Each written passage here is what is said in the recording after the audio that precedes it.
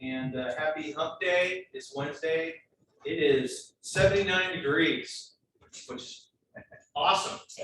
Thank you all for attending this week. We have an incredible presenter that I'm really excited for everyone to hear today.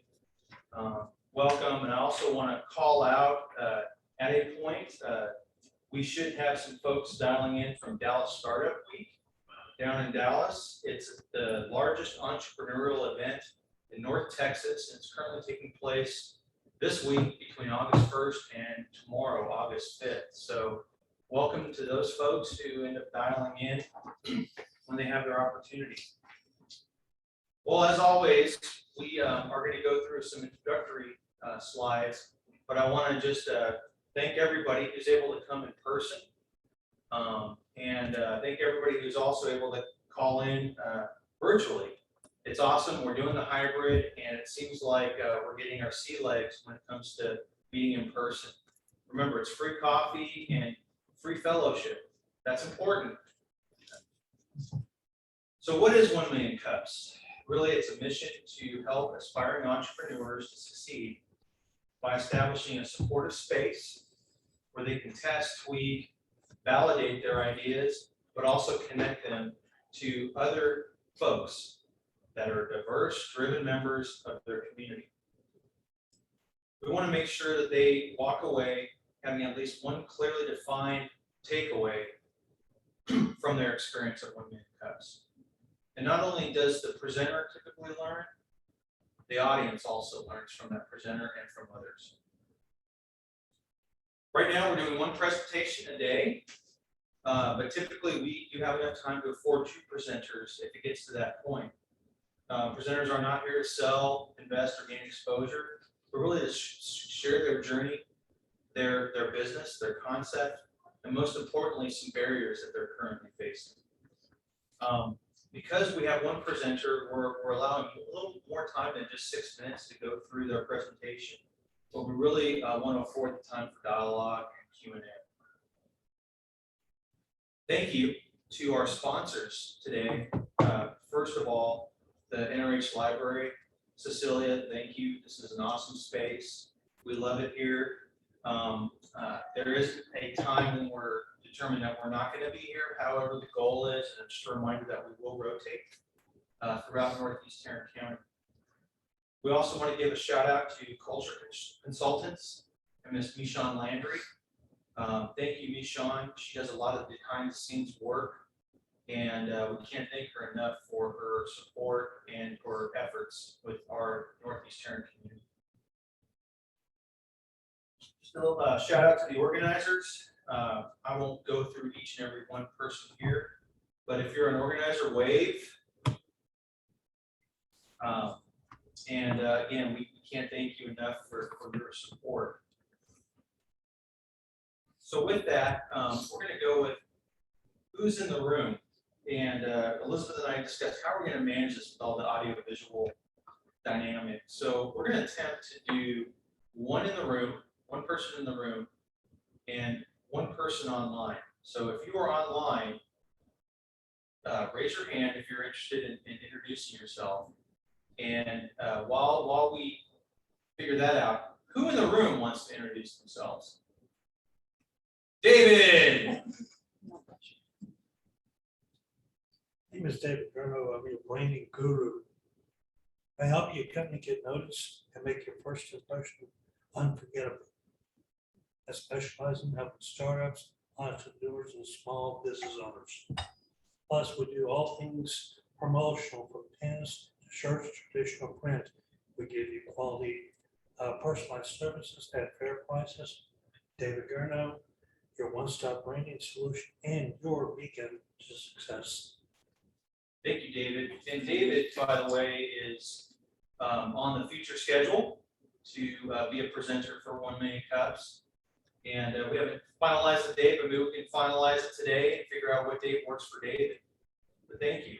Elizabeth, do we have someone in the internet world? We don't have anyone yet who has raised their hand, so I may need to call on someone. I think I'm going to call on Anne.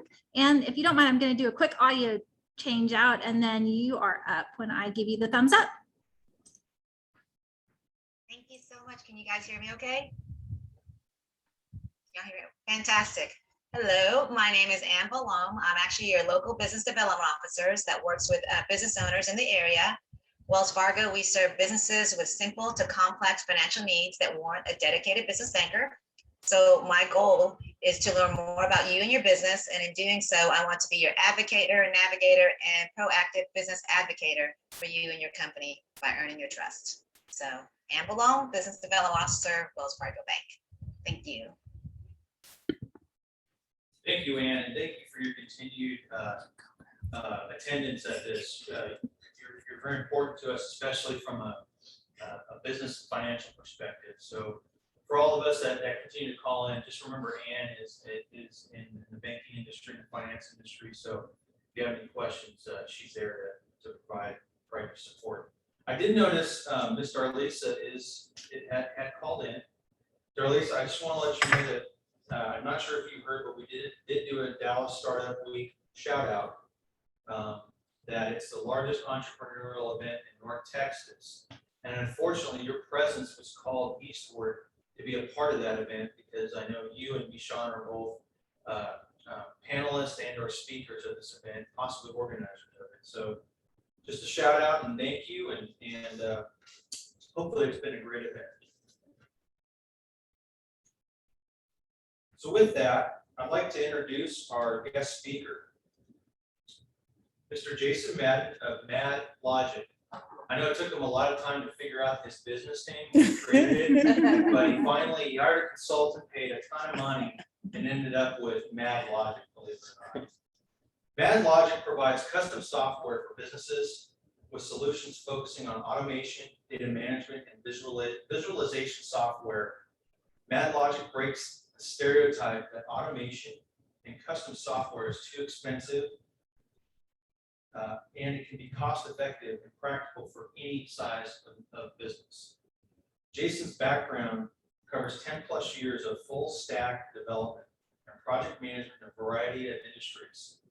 His professional focus points include Scrum, development methodology, DevOps, team leadership, collaboration, clean code design, and architecture, and maintainable code.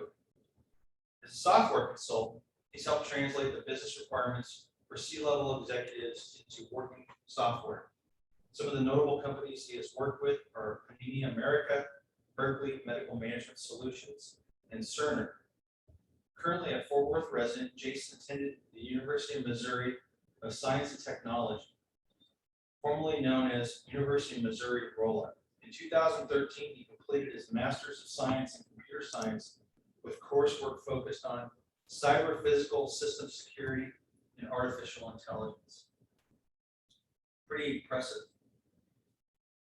Everybody, please give a hand to Jason Madden.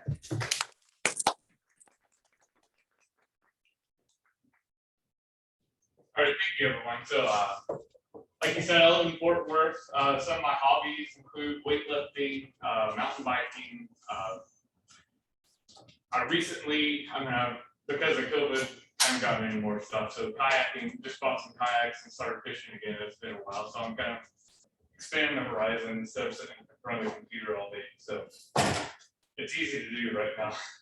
So I thought I would start trying to list out some of the things I'm struggling with, kind of what I'm succeeding at, and kind of I need help bridging between those two. So the biggest thing is communicating what I do to small businesses. So I've learned through trying to relay what I do that people don't think in the same way that I do. So the brainstorming part, and understanding what I can help people build for their just office workflows, it doesn't come across. So and my current pipeline of work tends to be big projects. So it kind of, because COVID had me thinking, like, if that dries up because the funding stops or whatever, it's expensive to write software for companies, and if they cut it off, then I'm kind of, stuck looking for stuff. So really, there's a big pipeline of work I think that small businesses have that need to help make their days more efficient. And then it's smaller work that makes a bigger pipeline for me, and it's kind of more resilient to the risk of, people having sudden income changes. So, and then my background is primarily corporate. So, as we all know, you sign documents that keep you from sharing most of what you do, or like you can describe what you have done, but you can't get into specifics or show screenshots or things like that. You can't take it out because it's protected. So establishing a good credibility for small businesses is another struggle I have. So now I'm going to go to my motivation why I think I can help small businesses, and then part of this is just to kind of help communicate what I'm trying to solve for businesses. So I think the first step for me is to relay that I can solve problems for you, and then trying to establish the point that, so this quote is, fear is not the mind killer, context switching is. So small business owners and companies that are very small, people wear many hats, and we're constantly switching between, 5 or 10 things a day. So every time you switch mentally, your brain has time to kind of wind down from one task and re-engage with the other one. So that kills your productivity, kind of can make you strain, things like that. So what is my why? So I know small and medium businesses have needs for software automation. And there's some things that, and I don't think it's available to them, and it's not really made, they're not marketed to, and I think there's a lot of people that get overlooked that it would kind of just help their operation. So especially now, I mean, you're trying to hire employees, you can't find employees. There's like little things you want people to do, and you can't justify hiring people out. Well, automation is a tool you can use to help kind of either just eliminate the need, or at least find a way to compromise and find a path forward. So, and then I really like solving business problems. So corporate world, it's kind of, you get assigned your tasks. You have the business analysts, they'll kind of give you things to do, but to me, it's not as exciting because there's a bunch of people that do that. And, for me, it's more fun to be able to kind of help people along on their journey to their kind of dream too. So kind of is mine. So, so again, I was kind of talking about the context switching. So just kind of establish that one a little bit better is you can waste up to 80%. It's extreme, but if you do like many small tasks during your day, you kind of lose time. Your brain, there's been studies, your brain kind of gets more stressed the more things you try to do because you have so many goals you have to complete all at once. So these are my big motivation factors for trying to help get into people's minds on trying to find ways to make it smooth out. So again, there's always a cost to it. So your time, you have to find ways to make value for your time. So if you just put a dollar value on it, you can see how much it actually costs you if you were looking at what you're spending for your time. And then, basically, if you look at a 10-minute task, context switching between, it's about 5 minutes. So depending on what you value yourself at, that kind of relates to cost. And this is where it kind of gets to, is it worth spending the money on your time to get something that can clean up your tasks for your day? So that's how I try to justify the cost. But anyway, so going to my history, I started consulting back in about 2016. So kind of broke away from corporate to be back into corporate. So it's, for me, I enjoy kind of switching around on different tasks. When you get hired, it kind of is frowned upon, but just mentally, it kind of helps me stay engaged with the work and stuff. So consulting kind of helped me bridge that gap. But now, as I've kind of scaled out, different companies kind of have different team setups. You don't get, some places they don't even have team developers, and you're just kind of off on your own. So because of this, I was like, well, I kind of want to set up a consistent team, be able to deliver stuff in a way that I want to.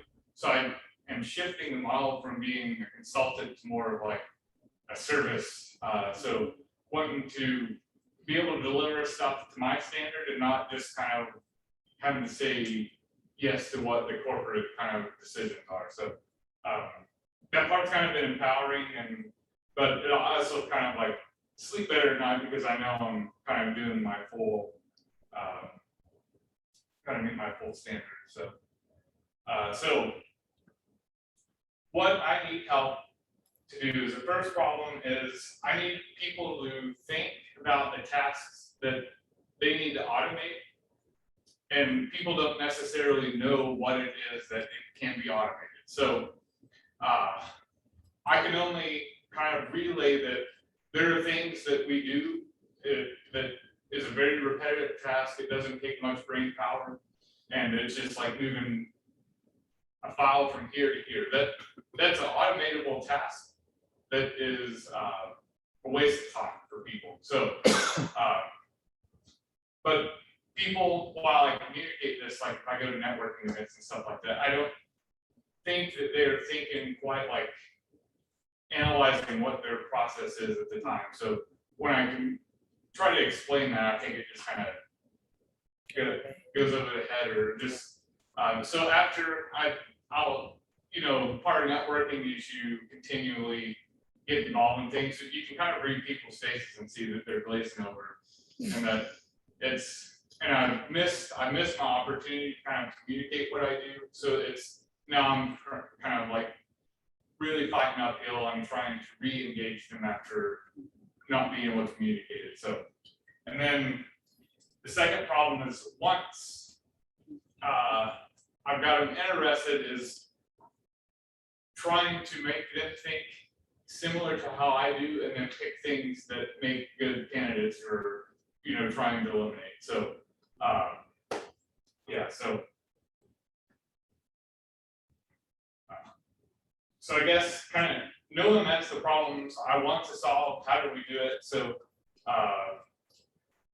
primarily background is in back office software. So things like you're trying to manage your data. So everything is just layers on a database. So the first step is getting stuff in a database, and then you're trying to manage the validation and moving parts from one point to another. And you can just keep getting more complicated and adding more layers to it. So there is a little bit of a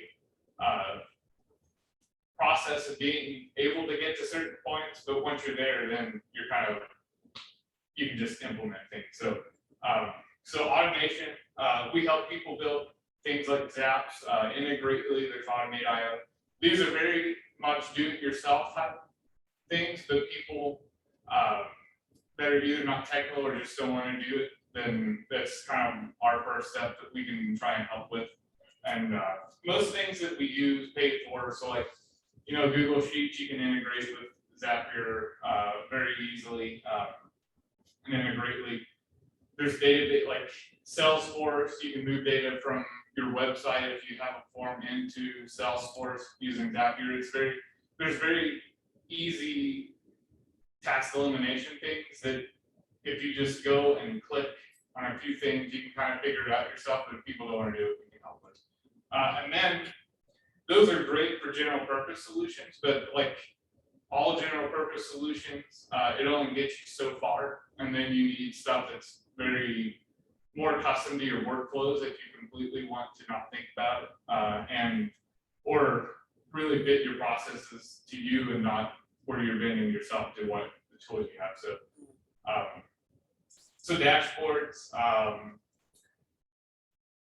So it kind of comes to KPIs. If your business kind of operates off of trying to use metrics, there's many data sources, and each one has their own visuals for it, but when you pull it together, you can really kind of see a bigger picture, and then also you can kind of tailor pulling that information together and get some power from just having it connected. So we help people build dashboards, web applications to kind of help visualize it, and then web applications.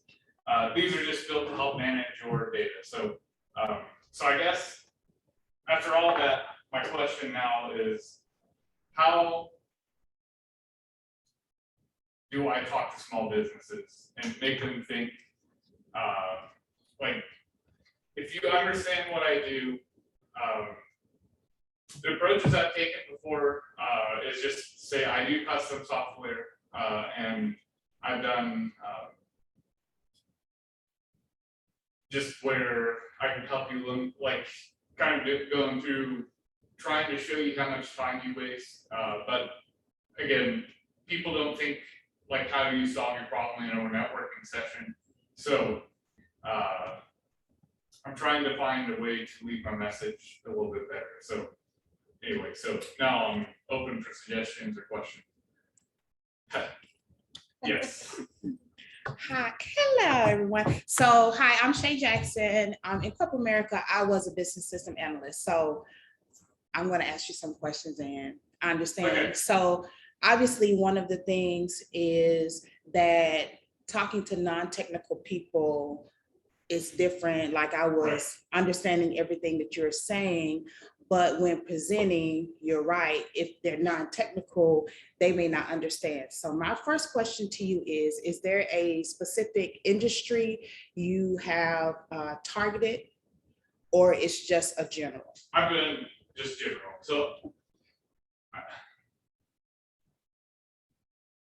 one of my problems is that many different industries have the same problem, just Right. in just different terminology. So Right.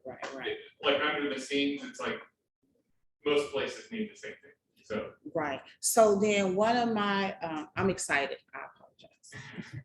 So one of my suggestions would be showing them, like maybe thinking of a web application or a dashboard, not anything extensive, right? Something with some simple code that as you're talking, you can show, because if I'm talking to Elizabeth about something technical, sometimes they can't visually see what you're saying. So as you're talking, even if you show like the graphs and the charts that you did, they may not get it and it may not click.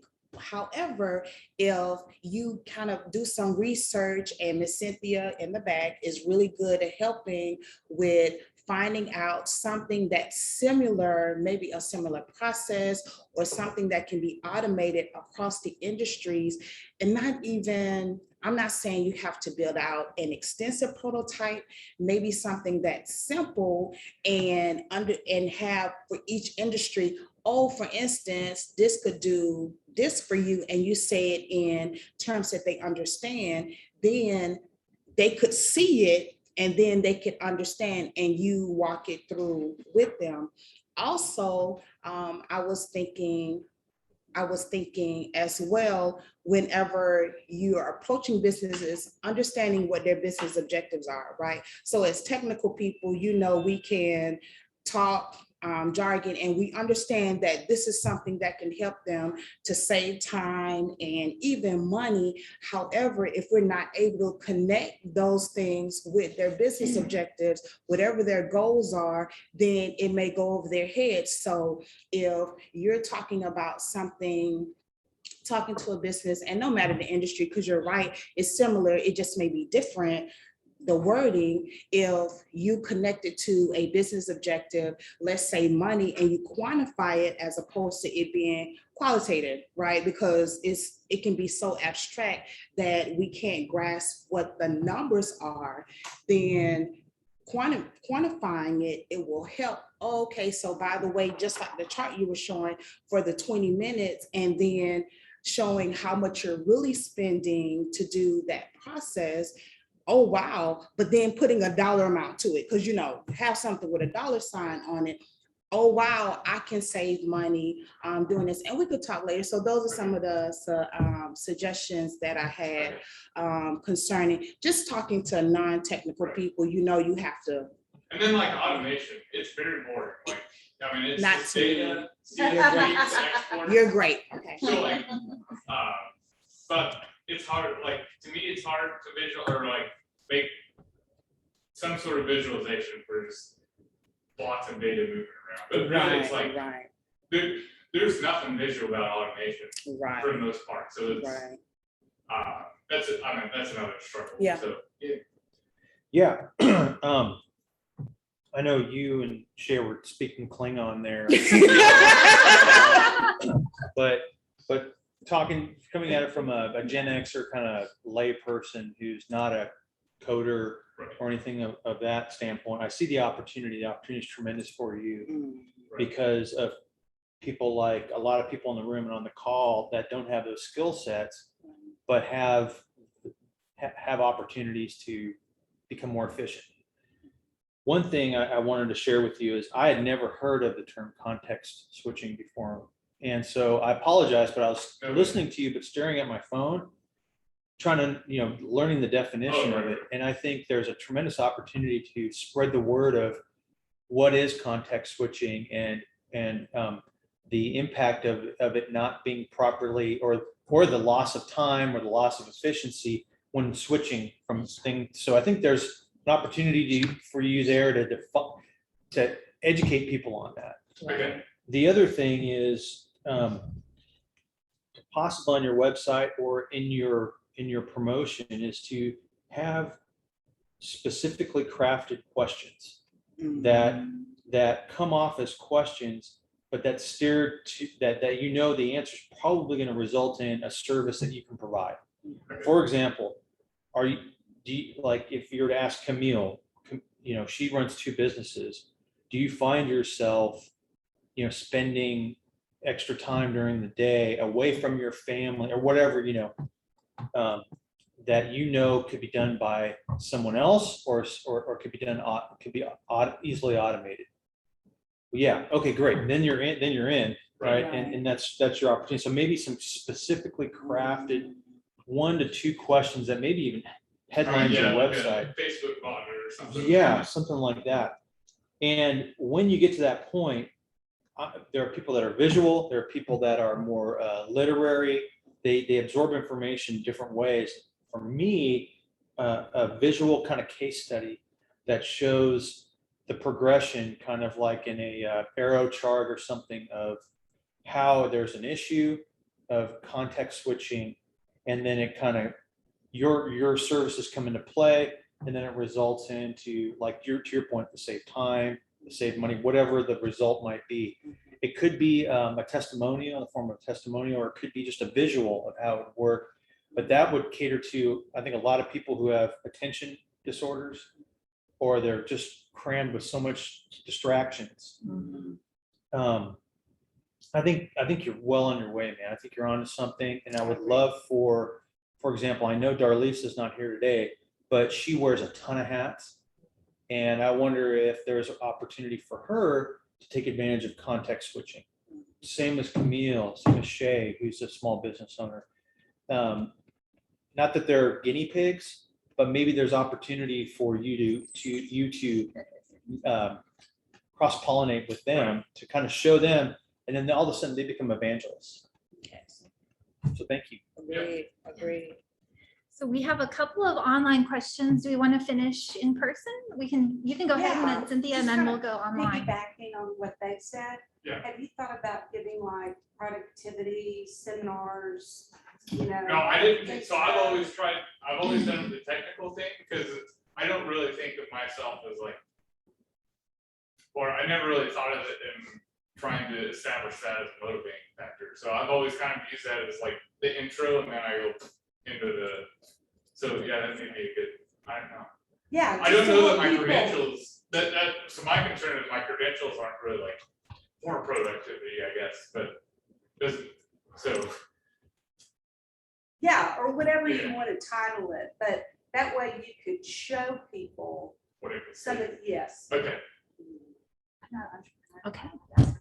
Yeah, go ahead, Cecilia. We'll let Cecilia go and then we'll get to you guys, Michonne and Shantice. I see you. You could, I mean, so a lot of the salespeople, I know that they just do, like, you look at how much time they spend doing sales and what they do to kind of track the sales.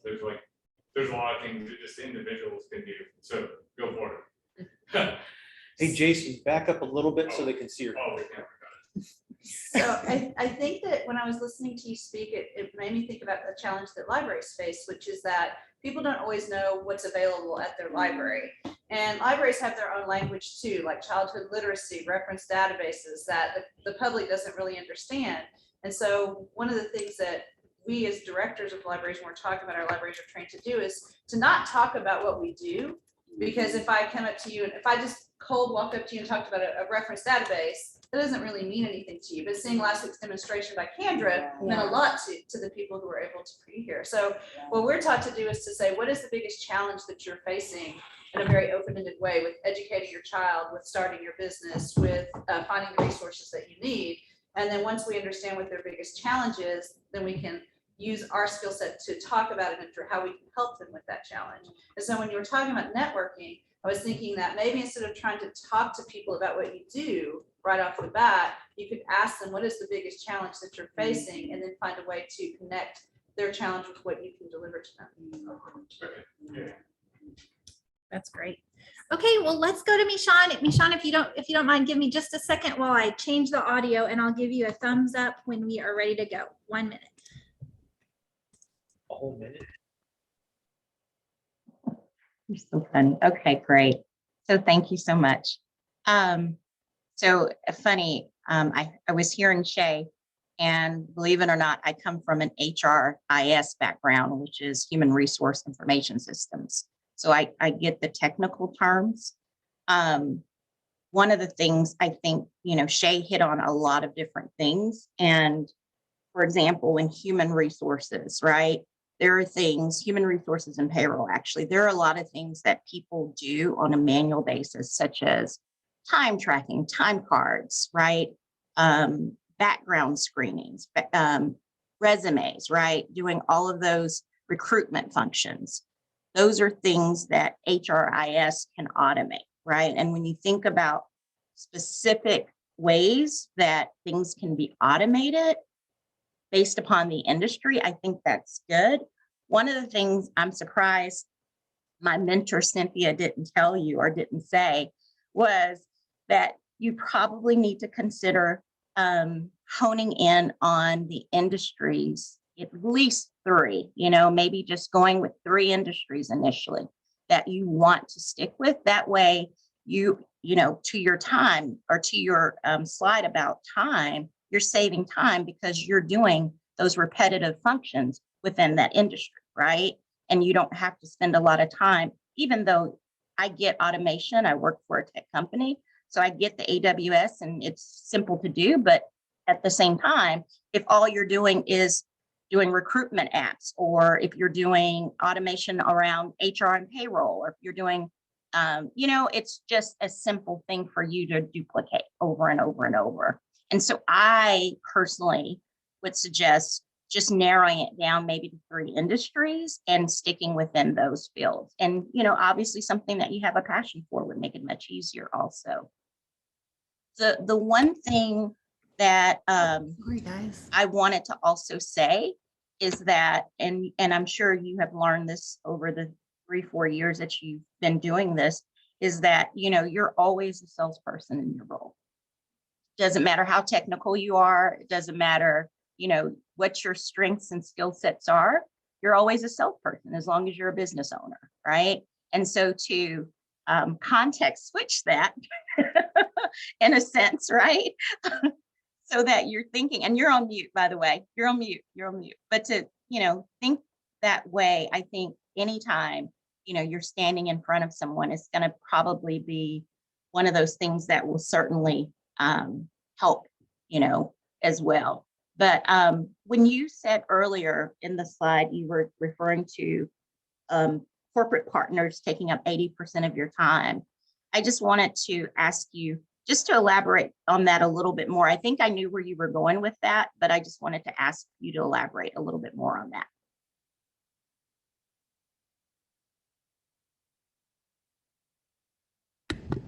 Okay, yeah, so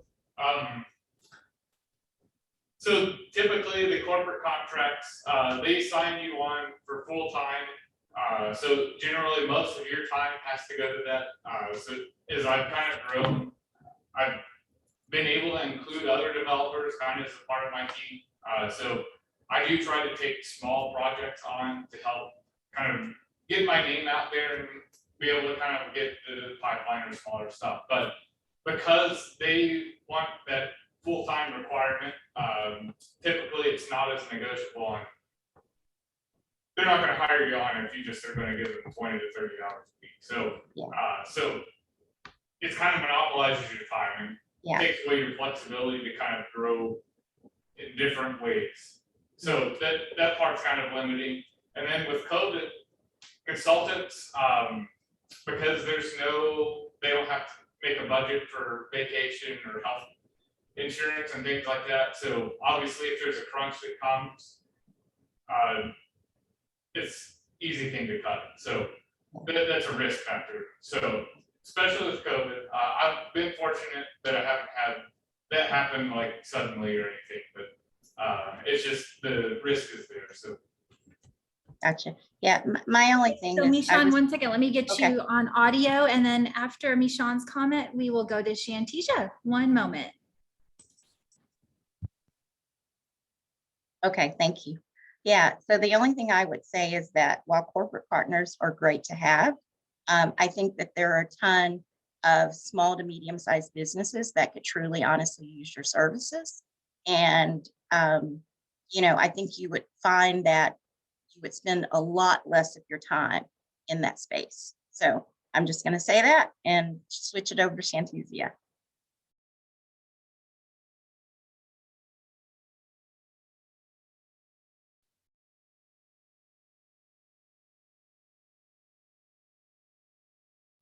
I can't hear Shantizia. I can't hear you. No. Can you hear me now? Okay. I was going to say the same thing that Michon was going to say as far as getting a focus with, let's say, for instance, like my law firm has completely different processes and things that I need done automatically. So getting a focus on a particular industry is going to make it easier. But one thing as far as I like the fact that somebody touched on the fact that a presentation that educates, especially small business owners, about what it actually means to save yourself time, because a lot of time a small business owner, especially the ones that I handle, they think they have to do everything themselves by hand in order to legitimately be an entrepreneur. And the thing about entrepreneurship is you have the freedom and the flexibility to create your business the way that it functions the best for you. And so I know when I first started my law firm, I didn't have information about, things like Calendly at first, where you can send an automatic email out. I would send those emails out myself for reminders, and it just got to be really daunting. And I didn't realize that there was something that you could do. And so if you can incorporate in your discussions or your talks with people, something that maybe do an exercise where you have them list out the activities that they do in the morning, and then look at what do you think that can be automated, you'll probably see some of the things that they're not even paying attention to in their workflow that could be taken out. And that might give you some ideas as things that you can incorporate and include in the services that you provide. But it'll also illuminate to them the things that they are not utilizing automation and other integrations to make their lives easier. So a lot of it is going to be education on your part. And then also, even though I want to touch on the fact that you said you weren't credentialed, credentials don't necessarily deal with your expertise. And from what you've presented as far as your presentation today, you sound very knowledgeable about what you're talking about. So I don't want you to feel intimidated about talking about things with productivity, because at the essence of what you're talking about, that is what you're dealing with. So just move forward on that. And I think once you free yourself of that limiting belief, you may be able to open up a lot more doors. Thank you. All right, any more questions? Oh, I thought it was, no, we're good. Go ahead. One thing that I did want to mention as well. Thank you. Hi, guys. One thing that I did want to mention as well, and what Mishan and Shantisha said about business owners, even them understanding what they're doing. And shadowing is one of the things that, you know, we talk about when it comes to business requirements. So maybe once you figure out what industry you want to focus on, just with one of your friends or someone you know, just being able to see.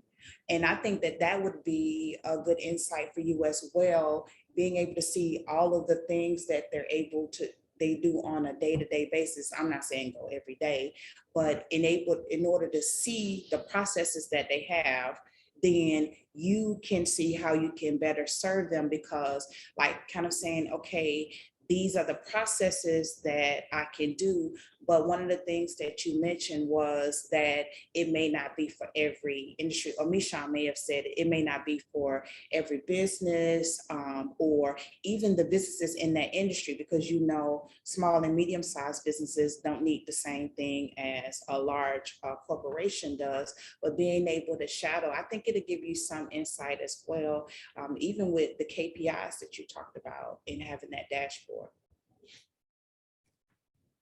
Fantastic. All right. With that, I think I'm going to turn it over to Camille for community announcements, if you don't mind. Well, first of all, thank you, Jason. No, yeah. Great job. Great job. No, you'll just. Do you want me to go ahead? Go ahead. Okay. So our announcements for this week are currently going on is, as Mishan put in the chat, is Dallas Startup Week. Every year, Dallas Startup Week brings together entrepreneurs, change makers for a week-long experience, described as the largest entrepreneurial event in North Texas. This year, it is going hybrid from August 1st to 5th, offering both in person at the SMU Cox School of Business, and also live stream from the comfort of your home or wherever you'd like to watch. The link is in the chat. And also tomorrow, the Colleyville Chamber Luncheon is at Shandon Arbors at 11:30. That's in Keller. And today is the Northeast Tarrant Diplomat Luncheon at the Haltom City Library at 11:30. Every Monday, Toastmasters is at noon. It's in person at the Northeast Tarrant Chamber and online. Every Tuesday, we have the Network Success Group that meets at 11:30 at the Olive Garden on Bedford Euless Road. And then on Wednesday, we have the online Synergy Northeast Tarrant that is currently meeting online. And our monthly luncheon for the Northeast Tarrant Chamber is going to be Thursday, August 19th at the FAC, where you'll be hearing from our city managers. And Denim and Diamonds, that is our largest fundraising event, is going to be Sunday, September 26th from 5 to 8 at the NITEX in North Richland Hills. Fantastic. All right. Well, I have people looking at me, so I guess I'm the one closing it out today. Thank you guys so much for being here. I really hope the audio worked well for y'all who are online. We're really trying to get ourselves figured out here with the hybrid approach, and we think it seems to be working. We tried something a little different today with the microphone, so please send me your feedback, those folks who are online, and let me know if for some reason you had an issue hearing us. But thank you guys for being here. If any of you are interested in presenting next week, I'm looking at certain people in the room. We would love to have you present, and we always love to see you guys in person. We have Chelsea Rose in the house today. We're very excited to see someone we haven't seen for a while. So we encourage y'all to come in person. Those of you online, we are at the North Richland Hills Library every Wednesday, 9 a.m. Free coffee. So please join us if you're able in person, but we are always happy to see y'all here online as well. So with that, thank y'all for being here, and we will see you again next Wednesday at 9 a.m. And can we give a round of applause for Elizabeth and the